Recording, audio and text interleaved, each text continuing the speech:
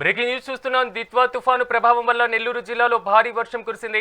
నెల్లూరులో మంగళవారం రాత్రి ఎడతెరిపి లేకుండా కురిసినటువంటి భారీ వర్షానికి నగరంలోని పలు ప్రాంతాలు జలమయమయ్యాయి. శివారు కాలనీలు ముంపునకు గురికాగా అండర్ బ్రిడ్జిల కింద నీరు చేరింది.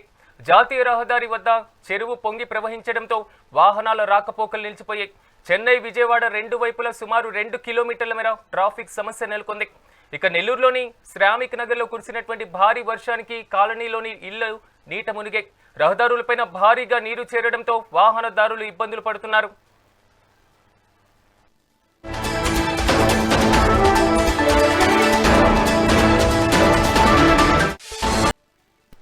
దిత్వా తుఫాను ప్రభావం వల్ల నెల్లూరు జిల్లాలో భారీ వర్షం కురిసింది. నెల్లూరులో మంగళవారం రాత్రి ఎడతెరిపి లేకుండా కురిసినటువంటి భారీ వర్షానికి నగరంలోని పలు ప్రాంతాలన్నీ జలమయమయ్యాయి. శివారు కాలనీలు ముంపునకు గురికాగా అండర్ బ్రిడ్జిల కింద నీరు చేరింది.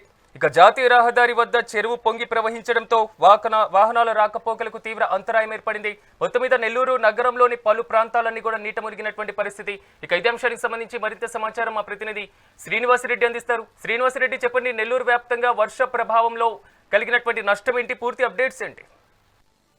నెల్లూరు జిల్లాలో ఈ దిత్వా తుఫాను ప్రభావం పెద్దగా లేనప్పటికీ నిన్న అర్ధరాత్రి నుంచి కూడా ఒక భారీ వర్షం అయితే కురిసిందని చెప్పుకోవచ్చు. దీంతో అంటే గతంలో ఒక వారం రోజుల క్రితం ఈ మోంతా తుఫాన్ ఎఫెక్ట్ వల్ల నెల్లూరు జిల్లాలోని చెరువులు, వాగులు, వంకలు, అదేవిధంగా ప్రాజెక్టులు అన్ని కూడా పూర్తి స్థాయి నీటి మట్టంతో జలకలాడుతున్నాయి. అయితే ఈ యొక్క దిత్వా తుఫాను ప్రభావం పెద్దగా లేనప్పటికీ నిన్న మంగళవారం నైట్ నుంచి భారీ వర్షం కురిసింది. దీంతో ఆల్రెడీ పూర్తి స్థాయి నీటి మట్టంతో ఉన్న చెరువులు కావచ్చు, అదేవిధంగా వాగులు కావచ్చు, వంకలు కావచ్చు, వీటన్నిటి మీద ఈ అదనపు నీరు చేరడంతో ఇదంతా కూడా రోడ్లపైకి ప్రవహించని చెప్పుకోవచ్చు. అయితే పెద్ద ఇబ్బంది ఏం లేనప్పటికీ కూడా కొన్ని ప్రాంతాలు మాత్రం బాగానే ఇబ్బంది పడ్డాయని చెప్పుకోవచ్చు. ముఖ్యంగా ఇటు నెల్లూరు నగరంలో ఉండే వైఎస్ఆర్ కాంగ్రెస్ కాలనీ కావచ్చు, అదేవిధంగా ఇటు చూసుకుంటే అన్నమయ్య సర్కిల్ ఏరియా కావచ్చు, అదేవిధంగా డైకోస్ రోడ్ ఏరియా కావచ్చు, కొత్తూరులో ఉండే ఈ ఏరియాలన్నీ చాలా వరకు కూడా మాగుంట లేఅవుట్, అదేవిధంగా పాత మున్సిపాలిటీ ఆఫీసు, ఇంకా కొన్ని చోట్ల కూడా నీళ్ళు అయితే భారీగా చేరాయి. దాదాపు ఇళ్లలో మోకాలు అయితే వరకు చేరాయని చెప్పుకోవచ్చు. అంటే ఇదంతా కూడా డౌన్ ప్రాంతం కాబట్టి ఇక్కడ గతంలో కూడా చిన్నపాటి వర్షం కురిసినా కానీ ఇక్కడ భారీగా వర్షం చేరుతూ ఉండేది. కాబట్టి ఇదందరినీ పునరావాస కేంద్రాలకు తరలించే అవకాశాలు ఎక్కువగా ఉండేది. కాకపోతే నిన్న అనుకోకుండా అర్ధరాత్రి నుంచి భారీ వర్షం కురవడంతో ఈ అధికారులు కూడా ఏం చేయలేని పరిస్థితి. ఎందుకంటే ముందుగానే ఈ వర్షం గురించి అలర్ట్ గా అయ్యి ఇళ్ళను కూడా పునరావాస కేంద్రాలకు తరలించే అవకాశాలు ఉండేవి.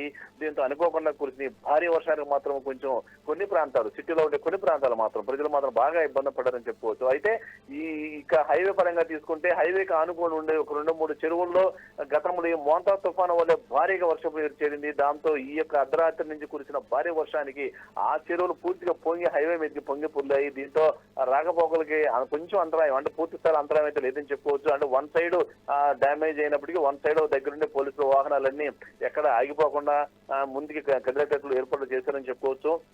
ఏదేమైనా కానీ ఇప్పటికే ఇటు అరటి రైతులు, అదేవిధంగా తమలపాకు రైతులు, అదేవిధంగా మిరప, పచ్చిమిర్చి, అదేవిధంగా కొన్ని చోట్ల ఈ రైతులు అంటే ముఖ్యంగా వరి నారుమూలు చాలా ఏరియాలలో వేల ఎకరాలలో నెల్లూరు జిల్లాలో అత్యంత ముఖ్యమైన పంట వరి. రెండవ పంట కోసం ఇప్పటికే చాలా ఎకరాలలో 100 ఎకరాలలో వరి నారు పోస్తూ ఉన్నారు. ఈ అకాల వర్షం వల్ల వరి నారు అయితే చాలా ఎకరాలలో 100 ఎకరాలలో అయితే నీట మునిగి రైతులకైతే భారీ నష్టం వాటిల్లని చెప్పుకోవచ్చు. అదేవిధంగా తమలపాకు రైతులు కూడా తీవ్ర ఇబ్బందులకు గురయ్యారని తెలుస్తా ఉంది. అదేవిధంగా అరటి సాగు కూడా నెల్లూరు జిల్లా ఎక్కువగా ఉంటుంది కాబట్టి అరటి సాగు కూడా ఈ అకాల వర్షాల వల్ల ఇబ్బందులు పడ్డారు. అదేవిధంగా కొన్ని చోట్ల రైతులు తమ ధాన్యాన్ని ఇంకా ఇప్పటికి కూడా రోడ్లపై పోస్తున్న పరిస్థితులు ఉన్నాయి. ఆ ధాన్యం కూడా భారీ స్థాయిలో తడిచి ముద్దనట్లు తెలుస్తూ ఉంది. అదేవిధంగా చాలా చోట్ల రైతులు కూడా కొంచెం ఆవేదన వ్యక్తం చేస్తున్నారు. తమ ఒడ్లు తడిచినప్పటికీ కూడా ప్రభుత్వం వెంటనే కొనాలని చెప్పి కూడా వాళ్ళు అయితే ఆవేదన వ్యక్తం చేస్తామని. Right Srinivasareddy, thank you.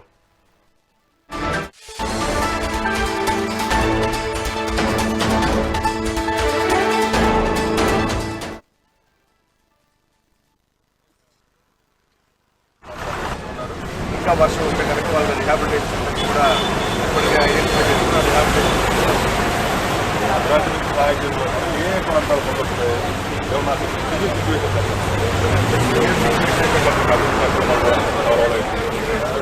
ఇవన్నీ కూడా ఎప్పుడు పర్మిట్ అయ్యే అవకాశం పరిస్థితి లేదు. ఖచ్చితంగా ఈ ప్రభుత్వం వచ్చిన తర్వాత రామలింగపురం దగ్గర ₹1 కోట్ల టేకప్ చేసినటువంటి వర్షం వల్ల ఈ రోజున అక్కడ సమస్య శాశ్వతంగా పరిష్కారమైంది. అదేవిధంగా కూడా వాటర్ రెడ్డి గారు వారి ఆ నోటీస్ కూడా తీసుకోవడం జరిగింది. త్వరలో అక్కడ శాశ్వత ప్రాతిపదికన